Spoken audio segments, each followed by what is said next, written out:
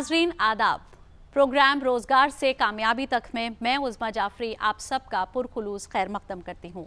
नाजरीन, जैसा कि आप जानते हैं कि इस प्रोग्राम के ज़रिए हम आपके मुस्तकबिल को लगातार बेहतर बनाने की कोशिश कर रहे हैं।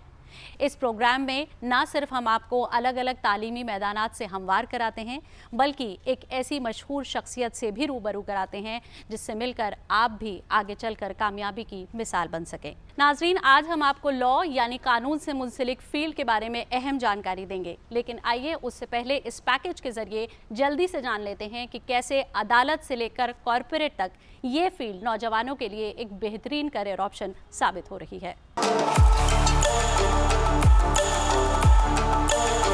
हिंदुस्तानी जमहूरियत का अहम सतून है अदलिया। यही अदालती निज़ाम न सिर्फ तनाज़ात को हल करता है बल्कि इंसाफ को बरकरार रखने को भी यकीनी बनाता है। इसी निज़ाम का अहम हिस्सा बनने की राह हमवार करता है law professional course. Law professional course करने के बाद अक्सर कई लोगों को लगता है कि आप सिर्फ वकील बन सकते हैं, लेकिन ऐसा बिल्कुल भी नहीं है। लॉ करने के बाद वकील बनने के अलावा भी कई ऑप्शन आपके पास होते हैं। ज़िंदगी से जुड़ा हुआ कोई शोबा ऐसा नहीं है जहां कानून के जानकार यानी लॉ ग्रेजुएट की ज़रूरत पेश न आती हो। एक वकील से जज तक बनने की राह हमवार करने वाले इस मैदान के नए दौर में कॉरपोरेट वर्क कल्चर भी सामने आया है। कानून के सिलेबस की बात करें तो इसमें criminal law, corporate law, patent कानून, cyber law, family law, banking law, tax law इसके अहम हिस्से होते हैं। कानून का मैदान एक ऐसा मैदान है जहां गवर्नमेंट और प्राइवेट दोनों सेक्टर में नौकरियों के काफ़ी अच्छे इम्कानात हैं। इस फील्ड में कामयाबी की राह तभी हमवार होती है जब आप में खूब पढ़ने की आदत होने के साथ प्रेजेंटेशन स्किल्स, कम्युनिकेशन स्किल हो। वहीं ऐसा मैदान है जहां कामयाबी चंद दिनों में ही नहीं मिल जाती है, क्योंकि इसमें काम के तई पूरी लगन और लॉयर बनने के लिए पुरअज़्म होना बहुत ज़रूरी है। मुख्तसर वक्त में केस को सही तरीके से एनालाइज और समझाने की काबिलियत लॉयर्स के लिए ज़रूरी शर्तें हैं। मुल्क में कानून की तालीम देने वाले इदारों में national law school of India, national law university, NALSAR university of law, faculty of law, Delhi university, Banaras Hindu university, national university of juridical sciences और अलीगढ़ मुस्लिम यूनिवर्सिटी अहम हैं। मुल्क में लॉ कोर्सेज में एडमिशन के लिए स्टूडेंट को क्लैट, AILET, LSAT इंडिया जैसे एग्ज़ाम देने होते हैं। लगभग हर शोबे में लॉ प्रोफेशनल्स की ज़रूरत होती है। ऐसे में साफ तौर पर कहा जा सकता है कि इस मैदान में कैरियर के इम्कानात काफ़ी बढ़ गए हैं। दोस्तों, उम्मीद है कि इस पैकेज के ज़रिए आपने कुछ हद तक लॉ यानी कानून की फील्ड को समझ लिया होगा, लेकिन इस फील्ड को और बारीकी से जानने के लिए आइए चलते हैं अपने अगले सेगमेंट की तरफ, जिसका नाम है करियर की बात एक्सपर्ट के साथ।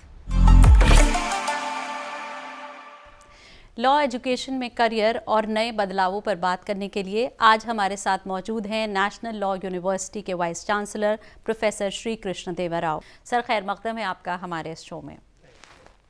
सर, पहला सवाल आपसे यही है कि अक्सर लोगों को लगता है कि लॉ कोर्स करने के बाद आप सिर्फ वकील बन सकते हैं। इस गलतफहमी को आप किस तरह से दूर करना चाहेंगे? लीगल एजुकेशन का उद्देश्य यही है, पहले वकील बनना है। वकील बनना ही लीगल एजुकेशन का कंप्लीट ड्यूटी, रेस्पॉन्सिबिलिटी नहीं है। Legal education throws open several fascinating opportunities. हमको अच्छा लॉयर चाहिए, अच्छा जज चाहिए, अच्छा पॉलिटिशियन चाहिए, अच्छा सिविल सर्वेंट चाहिए, अच्छा बिजनेस पर्सन्स भी चाहिए, अच्छा विमेंस लीडर्स चाहिए। तो उसी लिए लीगल एजुकेशन ये मेडिकल एजुकेशन से, इंजीनियरिंग एजुकेशन से इतना वेराइटीज ऑफ अपॉर्चुनिटीज ओपन कर सकता है। एंड अगर देख लिए तो भारत देश में, विदेश में, you name any personality which is known all over the world, वो लॉयर ही है।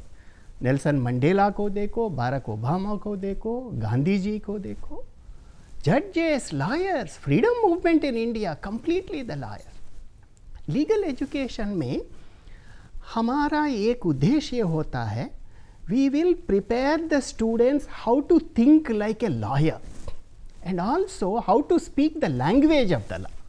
वो एक है। सर ये तो बात रही लॉ और लॉयर की। अगर हम जानना चाहें कि लॉ की अलग अलग शाखाएं कौन सी हैं और आज के नौजवानों को किस किस अलग लॉ कोर्सेज में तालीम दी जा रही है, तो आप क्या बताना चाहेंगे? हम इसको बोलते हैं ब्रेड एंड बटर कोर्सेस। वो हर जनरेशन में होता है। Constitutional law particularly, criminal law, labour law, contract law, property law, ये सब ओल्ड कन्वेंशनल सब्जेक्ट्स है। अभी इमर्जिंग है competition law, intellectual property, cyber law, information technology. मैं अभी बहुत सारे लॉ स्कूल्स में आईआईटी दिल्ली के साथ हम जो कर रहा है, हमारा नेक्स्ट फ्यूचर जनरेशन में ऐसा होता है law, technology, finance, accountancy will merge together.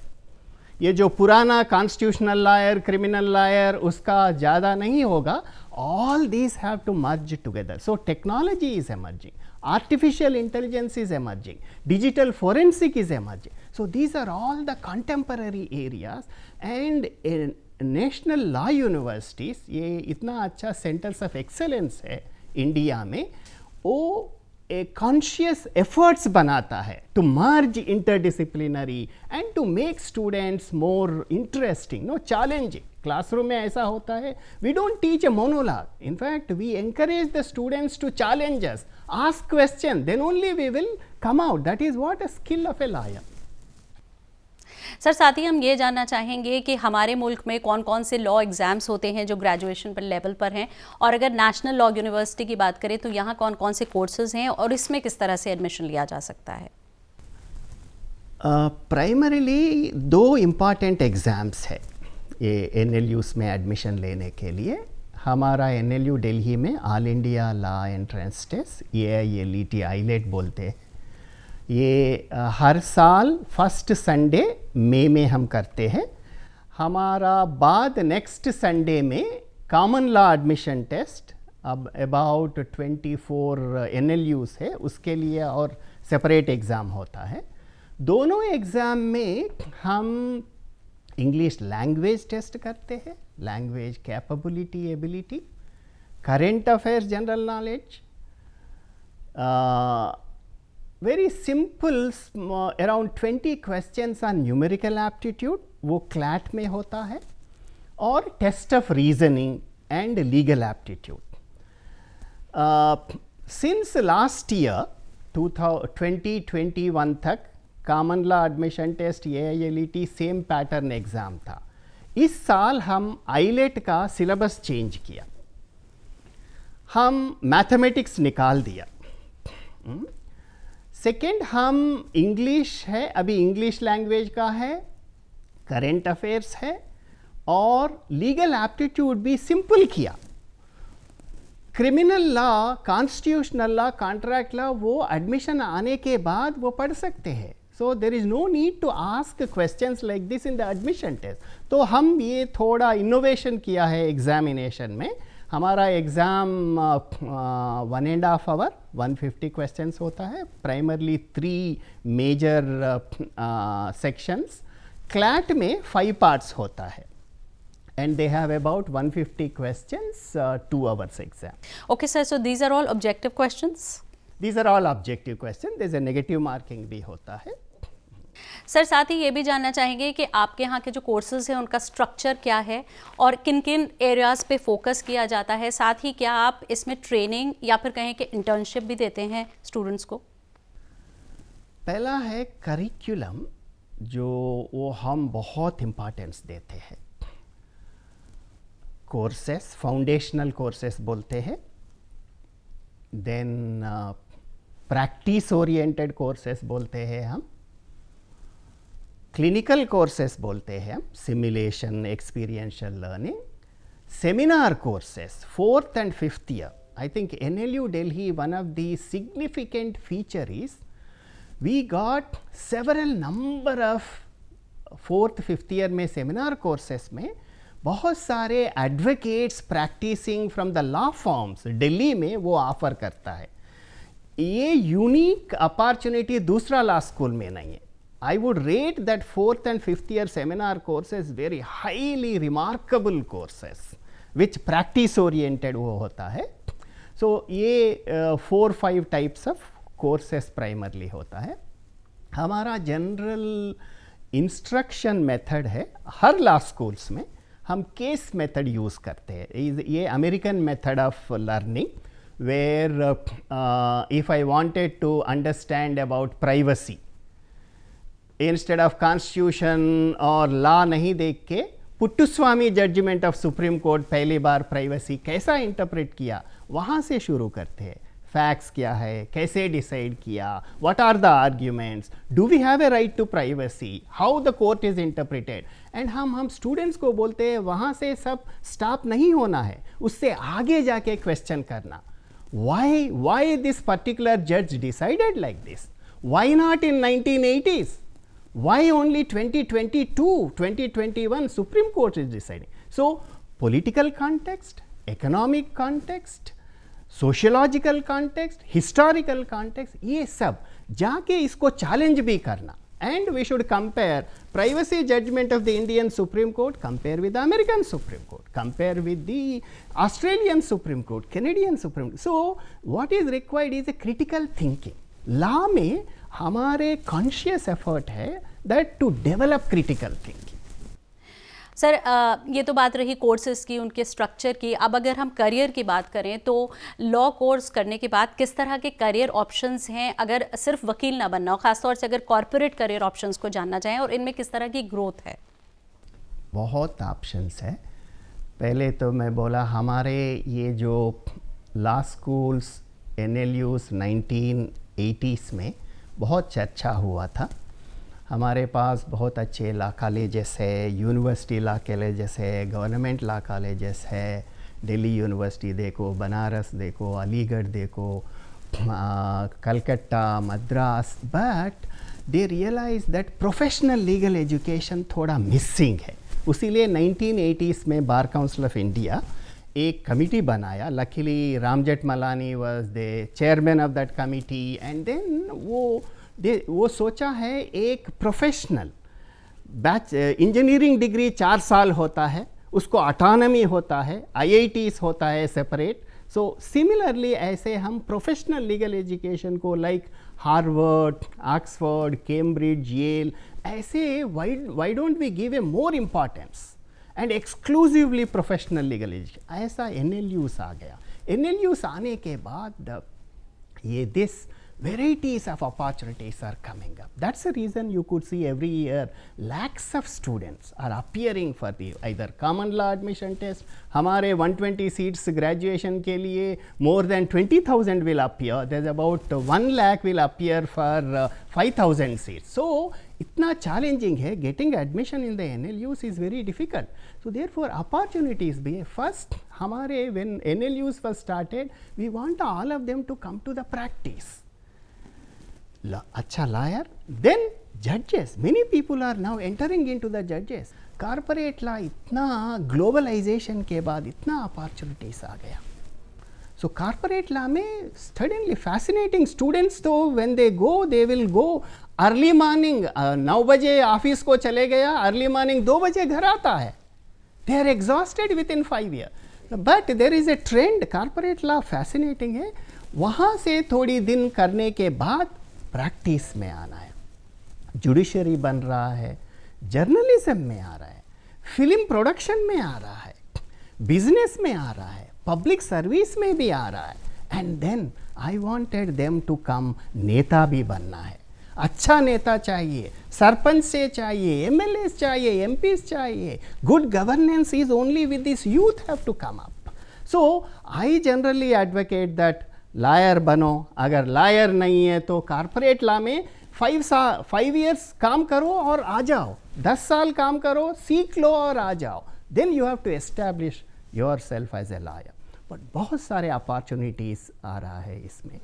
Sir यकीनन आपसे बात करने के बाद लग रहा है कि लॉ खुद में एक बहुत बड़ा फील्ड है और इसमें ऑप्शंस भी बहुत ज़्यादा हैं. अब ये जानना चाहेंगे कि लॉ का कोर्स करने के लिए नौजवानों में किस तरह की स्किल्स की ज़रूरत है, किस तरह की काबिलियत उनमें होनी चाहिए?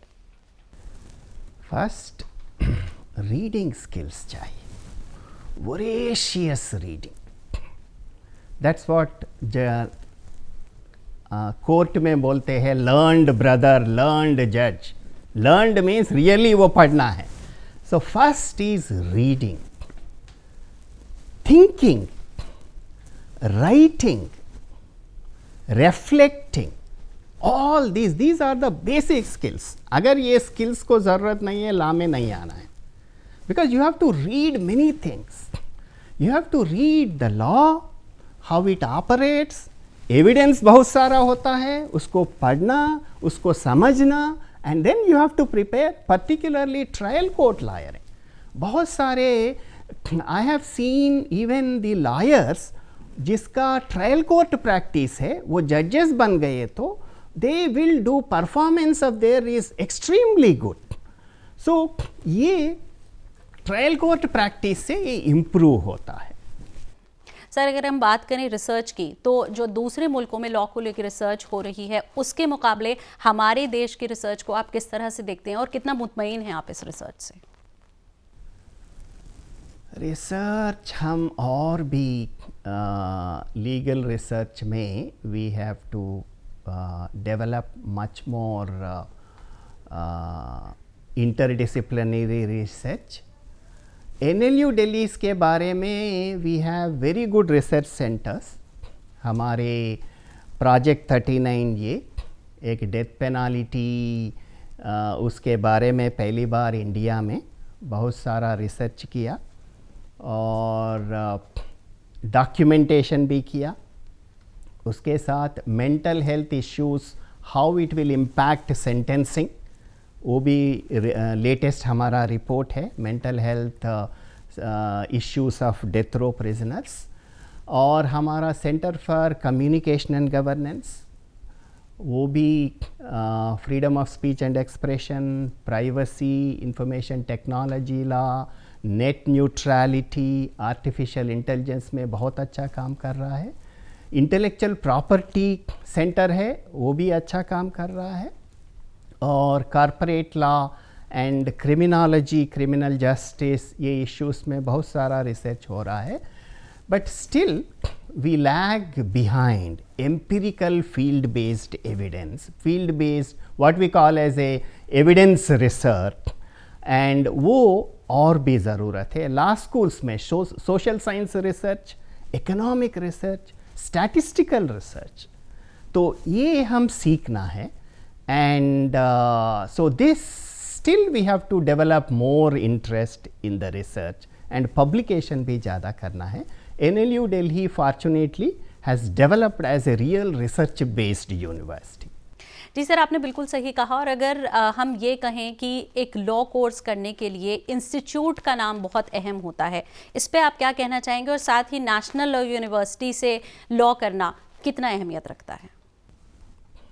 वो आजकल ज़माना में हम बोलते हैं ब्रांड नेम, ब्रांड नेम तो ज़रूर है, ज़रूरत चाहिए। वो IIT में किया, IIM में किया, NLUs में किया, so brand name is important, वो यूज़फुल है। But brand name, other than brand name also Delhi university में है। Delhi university 3 year LLB one of the best, so वो भी अच्छा है। जहाँ भी है, without the brand name also, if students will do hard work and if they perform well, definitely I think they will come up in the profession. But I agree with you that brand name is also sometimes really count, but only with the brand name you will not be able to achieve. Sir, अब हम आपसे आखिरी सवाल यही करना चाहेंगे कि जो यूथ, खासतौर से जो यूथ लॉ पढ़ना चाहता है, उसको आप किस तरह का मैसेज देना चाहेंगे? Excellence, I think कहाँ भी compromise नहीं करना, that is what we have learned. My mentor Professor N.R. Madhav Menon, who was the founder of the National Law School movement, बहुत हार्ड टास्क मास्टर थे। Morning 9 to 5 university, college, also college, no Saturday no Sunday, 5 years ऐसे midnight 12 बजे तक। उस समय तो only text book होता है, लाइब्रेरी में बैठो। Like if you read Ambedkar, Ambedkar इतना बड़ा आदमी कैसे हो गया? when he was studying in the UK, US, he was the last person to come out of the library. Library close करने वाले देखते हैं, अंबेडकर जी आप कब जा रहा है, तो हम बंद करना है. That is what is excellence, and there is no substitute to hard work in life. ये दोनों along with that sincerity, honesty, character, integrity is very important. Then you achieve. एक ही बार हम ला बन गया, बड़ा कार चाहिए, बड़ा बिल्डिंग चाहिए, वो तो एस्पिरेशन होता है, बट उसके लिए तो हार्ड वर्क चाहिए, एक्सेलेंस चाहिए. As I said, reading, writing, thinking, and then you achieve. Of course अगर not now, nobody can stop you if you have a skill, if you have that energies, if you are capabilities. I think that's my message. I think read well, do well, and be a good human being. Not only liar, liar तो है, liar कैसा कि अच्छा इंसान भी चाहिए. Sir, आपने law पर, लॉयर्स पर और लॉ की अलग अलग फील्ड्स पर हमें इतनी अहम जानकारी दी, उसके लिए आपका बहुत बहुत शुक्रिया. Thank you, thank you, thank you, thank you. मैंने लॉ इसीलिए चुना है क्योंकि ये इतना ज़्यादा डाइवर्स फील्ड है. हर चीज़ के पीछे एक लॉ होता है, भले वो क्रिमिनल लॉ हो या कंपनी लॉ हो. There is a law behind everything. और लॉ एंड ऑर्डर के बिना सोसाइटी एग्जिस्ट नहीं कर सकती. तो law is a very important part of a society, and that is what attracted me towards law. तो आइए बढ़ते हैं अपने अगले सेगमेंट की तरफ, जिसमें हम आपको नौकरियों और एडमिशन्स के बारे में जानकारी देते हैं. तो आइए जल्दी से देख लेते हैं कि कहां कहां इस वक्त आप नौकरियां हासिल कर सकते हैं और कौन कौन से कोर्सेज में एडमिशन्स ले सकते हैं.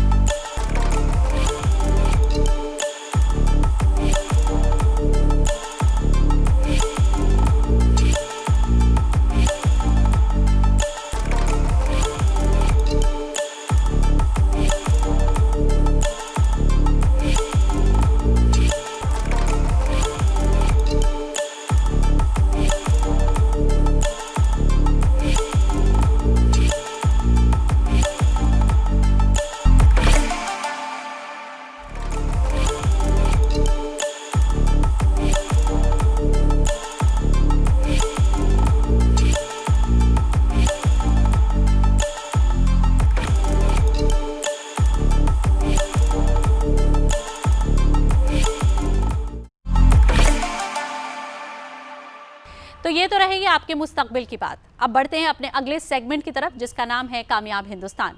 कामयाब हिंदुस्तान के तहत आज हम जिस मशहूर हस्ती से आपको रूबरू कराने जा रहे हैं वो हैं मशहूर साइंसदां प्रोफेसर गगनदीप कांग. तो आइए जानते हैं प्रोफेसर गगनदीप कांग के कामयाब सफ़र के बारे में. दुनिया को अपने तहकीकी फन से मुस्तफीद करने वाली अहम खातून साइंसदानों में एक अहम नाम है डॉक्टर गगनदीप कांग का.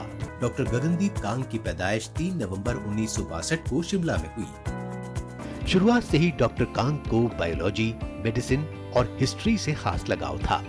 स्कूली तालीम हासिल करने के बाद 1987 में उन्होंने CMC वेल्लोर से MBBS किया. बादशाह कांग AIIMS centre for ophthalmic sciences में जूनियर हाउस सर्जन बन गईं. MBBS और PG करने के बाद भी गगनदीप अपने काम से मुतमईन नहीं थीं. वो सिर्फ एक मरीज का इलाज नहीं करना चाहती थीं, बल्कि उनका दिल पब्लिक हेल्थ में रिसर्च करके लाखों लोगों की मदद करने का था. इसलिए उन्होंने अपनी PhD का मौजू डायरिया चुना, जिससे आइंदा नस्लों यानी बच्चों की जिंदगी में एक नई रोशनी लाई जा सके. बच्चों में सूजन, दस्त और गैस्ट्रोएंटेराइटिस की बीमारी पैदा करने वाले रोटा वायरस पर कांग ने आगे अपना पूरा ध्यान मरकूज कर दिया और साथ ही वो ये भी समझना चाहती थी कि इसका हिंदुस्तानी बच्चों और सेहत आमा पर क्या असर पड़ता है. इसलिए 1998 में PhD के बाद वो रोटा वायरस की अलामाती तफसीर का मुताला करने के लिए रॉयल कॉलेज ऑफ पैथोलॉजिस्ट से रुकनियत हासिल करने के बाद UK चली गई. डॉक्टर कांग ने दवा तैयार करने के लिए एक गांव से सैंपल इकट्ठे किए और रिसर्च की। वर्ल्ड हेल्थ ऑर्गेनाइजेशन की वैक्सीन ट्रायल में उनकी बनाई गई ड्रग कामयाब रही। डायरिया को रोकने के लिए इस वैक्सीन का इस्तेमाल अब कई मुल्कों में किया जा रहा है। उनकी सलाहियत और तहकीक के एतराफ का ही नतीजा है कि डॉक्टर कांग रॉयल सोसाइटी में शामिल होने वाली हिंदुस्तान की पहली खातून बन गई हैं। वो फेलो रॉयल सोसाइटी FRS की 358 साल तारीख में चुनी जाने वाली पहली हिंदुस्तानी खातून साइंसदां हैं। लाफानी काबिलियत और साइंसी शोबों में खिदमात के लिए इन्फोसिस एजाज के साथ साथ डॉक्टर गगनदीप कांग को 2006 में हुकूमत हिंद की तरफ से वुमेन बायोसाइंटिस्ट का अवार्ड भी मिला। 2010 में अमेरिकन एकेडमी ऑफ माइक्रोबायोलॉजी की फेलोशिप, 2011 में इंडियन एकेडमी ऑफ साइंसेज, 2013 में नेशनल एकेडमी ऑफ साइंसेज की फेलो चुने जाने के अलावा डॉक्टर कांग अब तक कई एजाज़ात हासिल कर चुकी हैं। उम्मीद है लॉ यानी कानून पर आपको हमारी ये खास पेशकश पसंद आई होगी। अगले हफ्ते फिर हाजिर होंगे एक और नए करियर ऑप्शन के साथ। तब तक के लिए खुदा हाफिज।